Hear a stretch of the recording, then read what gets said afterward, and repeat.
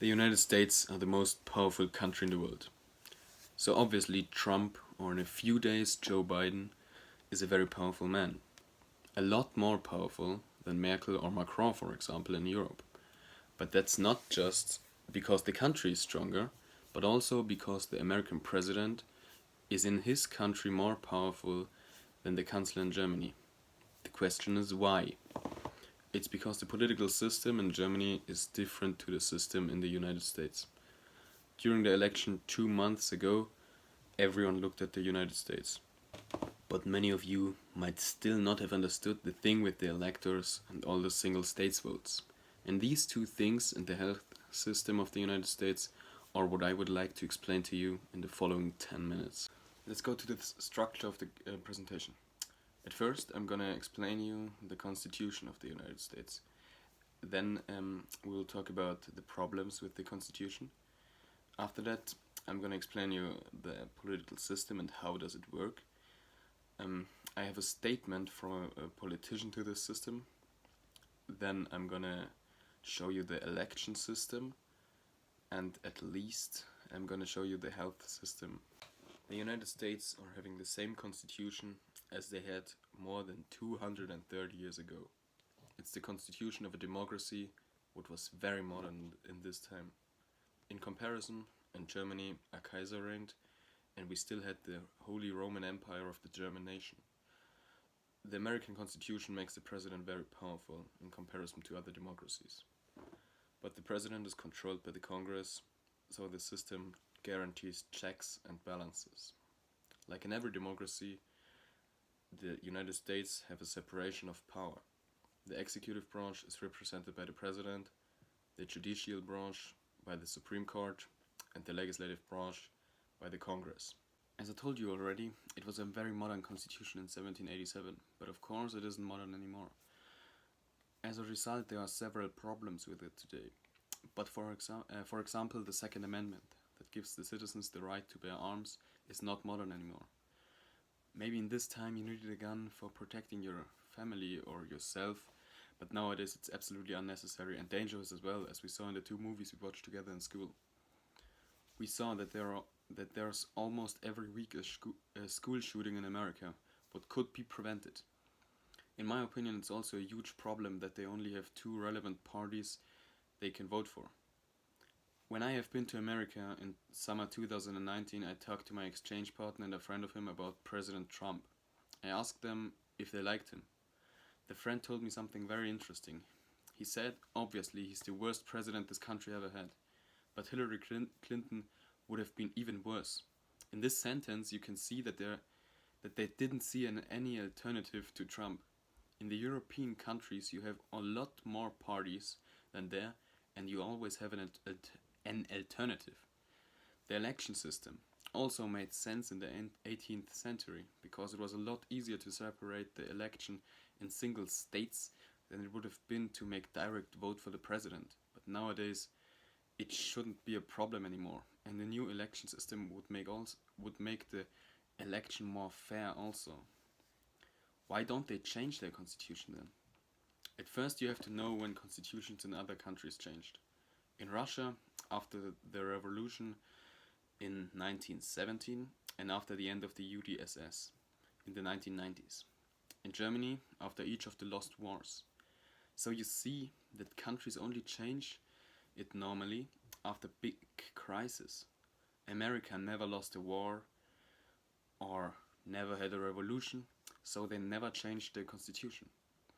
Changing the Second Amendment would be very difficult because there is a big gun lobby in America.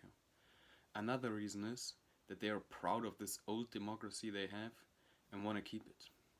In order to make it easier for you to understand the political system of the USA, I put this graphic in the presentation. I would like you to stop the video now for maybe 1 minute and look at this graphic in detail.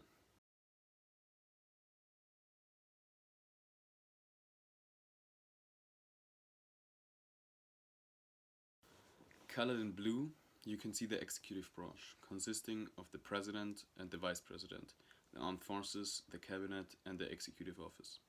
Within a state, the governors are the executive branch. The Congress is colored in yellow, and consists of the Senate, the House of Representatives, and the Vice President. There you can see that the Vice President plays a big role for the country because he's in the legislative and executive branch. The Congress makes the legislation, and the Supreme Court is the same as in Germany, the Oberste Gerichtshof. What else can you see? The green arrows show that the people don't vote for the president directly. They vote for the Electoral College, which votes for them in the presidential election. You can also see the checks and balances between the cabinet, president, and Supreme Court. The red arrows show that the Supreme Court has a veto right. This right can't be overridden. The graphic shows as well that much power comes from the president. He's in the centrum and appoints the new members of the Supreme Court. That's pretty important because it's good if the majority of the Supreme Court is in the same party as the president is. Also, the president controls the armed forces and executive offices, and he has a veto right on the legislature. But if 2/3 of the Congress vote against the president's veto right, it's overridden. Within a single states, the governors and the legislature are elected by the people directly. As I already announced, I asked an American politician for a statement on this political system. The man is called John, and he's a good friend of my family. He is a Democratic Township Commissioner in Abington, close to Philadelphia. This job is comparable to the Bürgermeisteramt in Germany. The statement is pretty long, and he writes about the historical reasons for the problems the USA have at the moment. It's 3 pages in the presentation. For reading it, please stop the video, read it, and go on with the video then.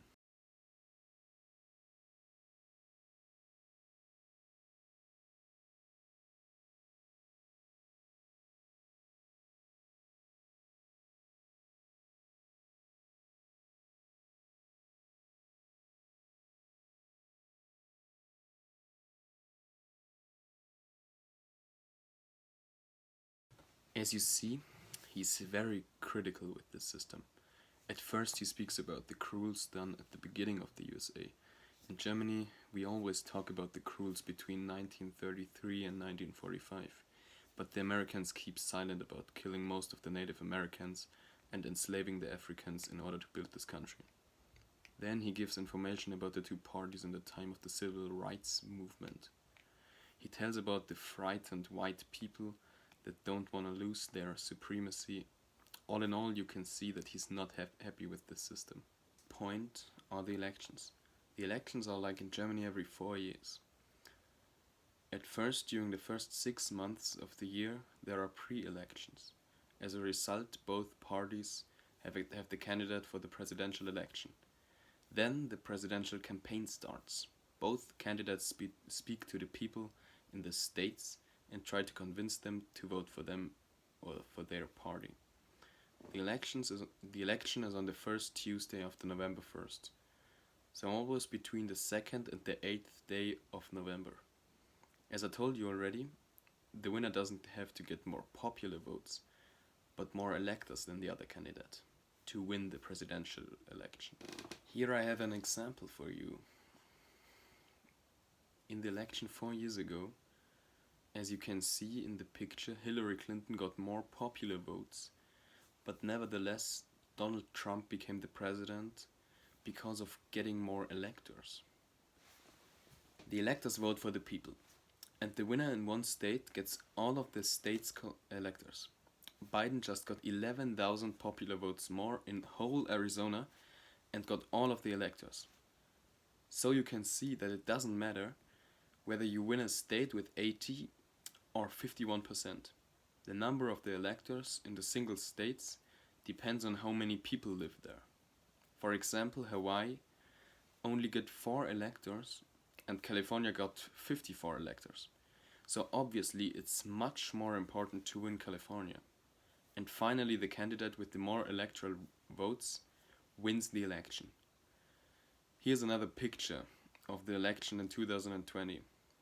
The states won by the Democrats are colored in blue, the Republican states in red. That's always the same. In the end, Joe Biden won, as you all know. The health system. It was a very, very important topic in Obama's presidential campaign. 2008, 15% of the American citizens didn't have any kind of health insurance. 7 years later, only about 9% because he reformed it. This was called the Obamacare. It says that almost everyone must have a health insurance and no one with disability can get disadvantages. But it's still the most expensive health system in the world. In America, you pay on average 7,500 euros per year for health insurance. That's twice as much as in Germany. It's always a big discussion if it's good to have to be insured because the Americans always want to be as free in their decisions as possible. Trump already changed some of Obama's laws again because of that, and because they always want to be completely free. The corona pandemic is so worse in the United States. As you could see in this presentation and in the news at the last time, not everything's good in the United States. Maybe they will change something now, but I don't know what the new president's gonna do. But I hope this presentation was good for you and you could learn anything, and I want to thank you for paying me attention.